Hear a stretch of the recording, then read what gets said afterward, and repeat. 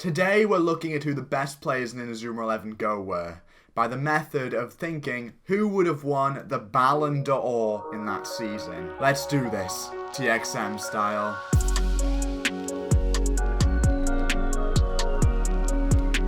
What's up everyone, and welcome back to another video here on the channel. Today we're continuing our series of looking at who would have won the BALLON d'OR in certain seasons of Inazuma 11. Today we're going to look at the 3 Go seasons. If you don't know what the BALLON d'OR is, basically it's this real life award they give to the best player of the year in each respective year. So we're doing that, but for Inazuma 11. So we're going to start off with the first season in Go, as it's titled. And in third place, because the way we're doing this is we have third, second, and first place for each season. In third place, I have Ricardo. Now, before we continue with this, I just want to basically explain my method of thinking for each of these awards. So basically, the way I went about it was thinking, who has had the biggest season-long impact? If this was a real-life season of football, who has had the most, the longest impact in that season? So in the case of something like Go 1, for instance, you may think, oh, the strongest player might be Cyndaquil, or Cyndaquake, or Cyndaquack, or whatever you call him. But I disagree. Sure, he may be one of the strongest, but he wouldn't have won the Ballon d'Or in that year because he only played in the last game of the tournament. You know what I mean? He wasn't in that tournament. He just appeared at the very end as part of the secret team. He's not winning a Ballon d'Or based on his season-long performance.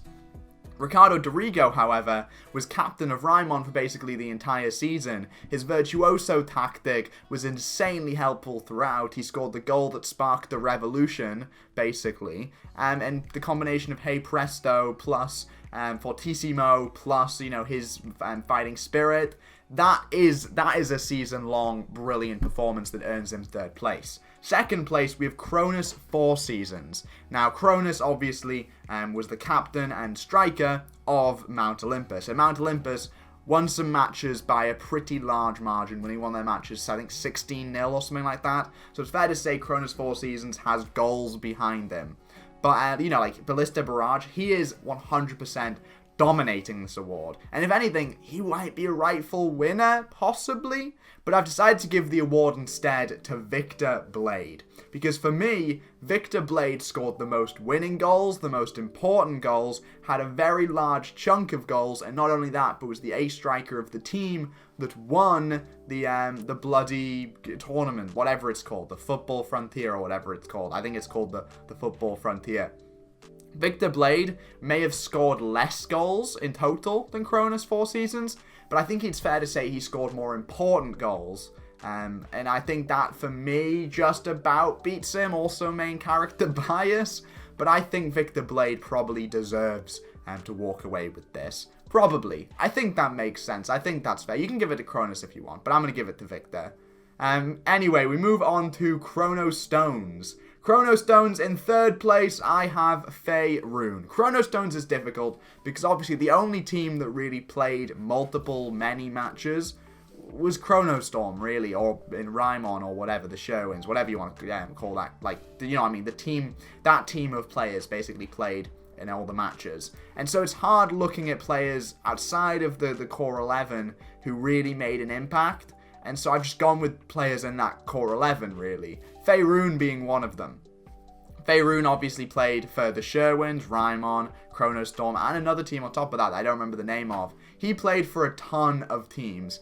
And on top of that, he had obviously a lot of game time, was an important forward, and obviously forwards are always kind of preferred by the Ballon d'Or.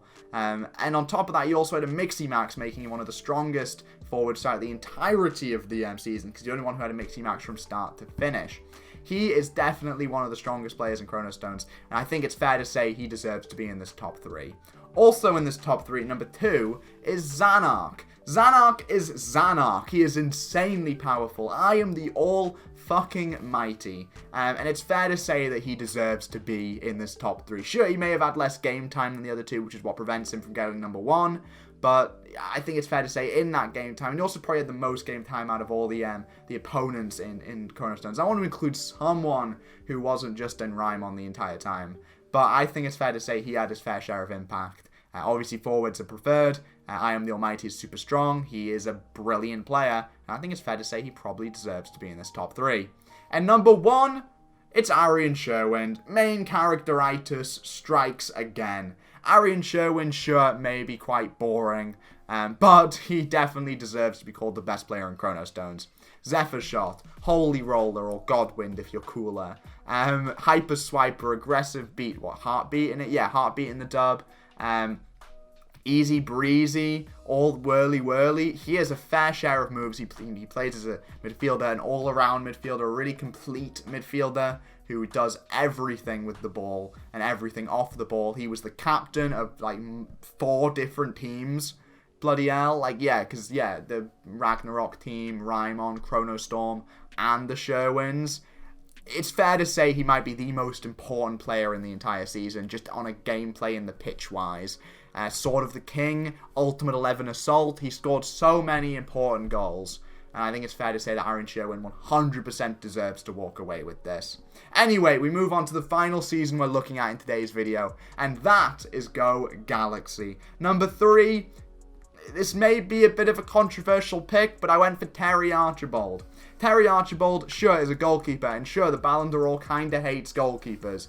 But he was a very good goalkeeper. Sure, he obviously struggled at the beginning, but once he found his footing, he has a lot of goalkeeping special moves, which shows just the variety of goalkeeping he could do, from the rising slash to the wild dunking to the Gekarin dunking to his soul, his mammoth soul. He did a lot. He obviously put on brilliant performances constantly. He was the goalkeeper of the winning team of the entire tournament. I think it's fair to say Terry Archibald did his fair share, and in a tournament which probably was lacking in star power, similar to, you know, like Go 1 had Cronus 4 Seasons as an opponent who obviously scored a ton of goals. Go Galaxies doesn't really have that. I don't think it's hard to pinpoint performances and go, brilliant performance from this guy. Like Ozrock only played in the last match. I can't put Ozrock on this list at all. But Terry Archibald, I think, probably might just slip into the third. It's a very weak third, but I think he just about slips into it. And at number 2, we have Victor Blade. It's a bit of a throwback to the first 3, innit? But Victor Blade is obviously a brilliant striker. He plays for 2 teams in this tournament, Earth 11, and also that other team that I don't remember the name. Farum Obius, I think it's called, something like that.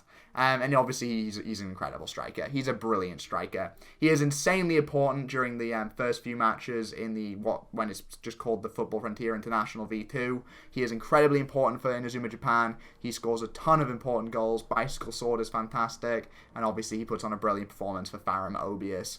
I think it's fair to say Victor Blade deserves to be in this top 3. I can't think of another player who would. Maybe Ricardo, I guess. Sure, I guess Ricardo can tie. I just didn't want to do... You'll see my number 1 is. I kind of wanted to stay away from just doing the main 3 characters. Because number 1 is... It's Arian Sherwind. Come on, it's obviously Arian Sherwind. He is still the best player in Go Galaxy. Again, a complete player. He is everything. A little bit of everything. And if anything, the introduction of Zed Slash and Arashi Tatamaki Hurricane makes him even bloody stronger. And it's fair to say Arian Sherwind is the best player in Inazuma 11 Go Galaxy and in Chronostones.